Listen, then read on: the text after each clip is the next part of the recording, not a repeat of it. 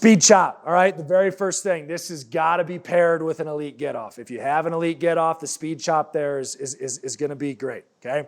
The coaching point and the number one drill that we just do with this, very simple, is just get a crayon, get them to get off the ball. So this is still forcing get-offs. Can I get to the offensive tackle or guard or center in 2 steps or 1 step if I'm inside there as an inside rusher, all right?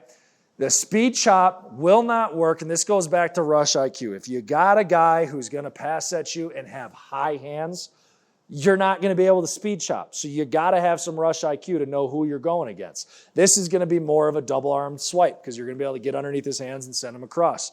Now you got your inside hand punchers or your low hand punchers. Now the speed chop is there, all right? So again, always working and talking through IQ and rush IQ, okay? The point of emphasis when we talk about speed chop, I can't speed chop behind a man, okay? So you see how he's getting even with me before he speed chops, and the emphasis is reaching out and breaking bone. It's like a 2x4 that I got a karate chop, okay? So that's the emphasis. We've always worked the U-turn on the finish, okay? So what does it look like in a game or in a practice setting, okay? Live one-on-one.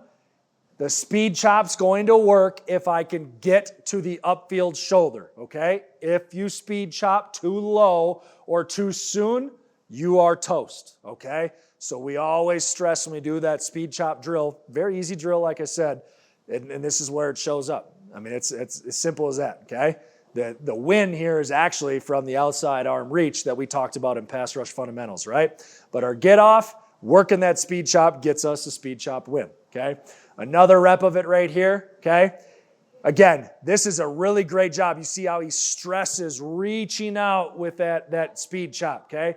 I'm karate chopping, not here in tight. I'm reaching out as I'm straining to get to his upfield half, okay? Does a good job, clears that upfield shoulder. The corner is now shortened for me. Well, how do I finish it? Something we talked about in fundamentals, that outside arm reach. Great speed chop U-turn rep right there, okay? Again, continuing down. You get a guy, I am now even with this guy, all right? Whether he lunges at, there's a whole bunch of different moves that I could do right here. But if I'm long, go out there, continue with my rush, speed chop and break that elbow and bicep down, win the corner, and now outside arm reach on the finish. Gets us a sack, okay? So this is a great initial move, especially with freshmen to teach, all right? And the reason why I keep talking about why it's a great initial move is a speed chop doesn't work without an elite get-off. Most pass rushers don't work without an elite get-off, right?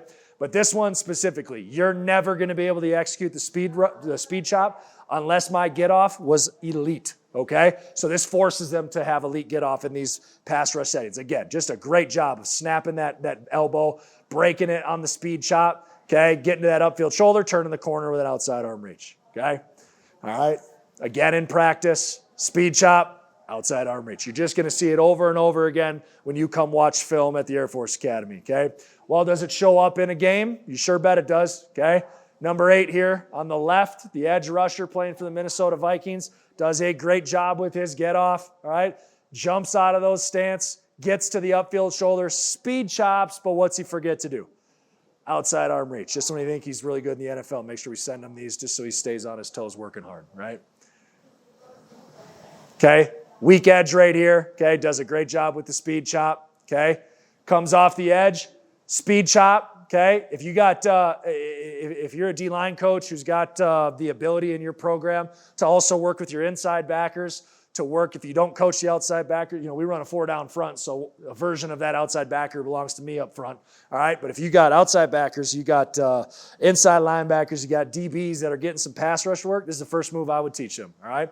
Get them in to understand because they're faster guys. You're usually hitting it on a run. They can get to the top of the pocket. They can get to the upfield shoulder of an offensive tackle. Teach them this speed chop, all right? This inside backer does a great job here to the left. Speed chop, now just finish with the U-turn. Should have added it sooner, but finally we get that U-turn, knock the ball out. This is strip sack all the way, all right? Okay, moving on. Double arm swipe, all right? This is for those high punchers, okay? First drill that we're going to do when we get an offensive tackle that's got high punchers or we're maybe a shorter guy who can really get underneath the arms, this is the move for you. This is what we got to work, okay?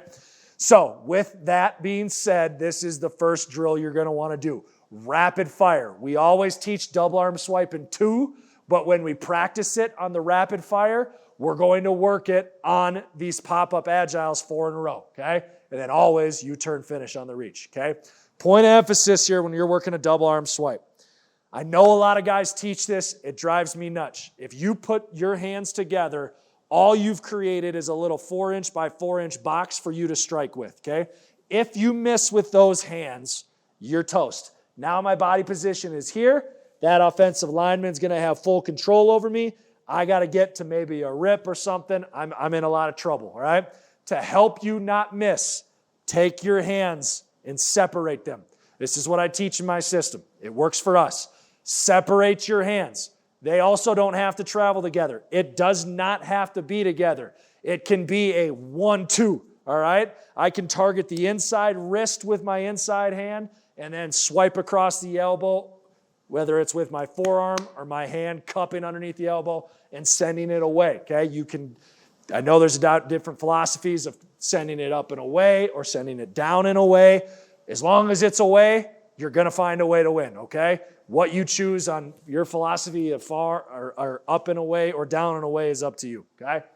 I teach up and away, all right? I like to get that body position of that offensive lineman. His hands go up here, and now it's tougher for him to recycle those hands. If he's in here, maybe it's a little bit easier, okay? But I get him in this position, and now I can actually finish with power if I feel like I have that body position on that guy, okay? So that's the point of emphasis when you're teaching this. This drill is what we work on it, okay? Once we get that established, especially for the undersized guys, this guy's 6 feet tall. He can get under every offensive lineman in the country. He loves a double arm swipe, okay?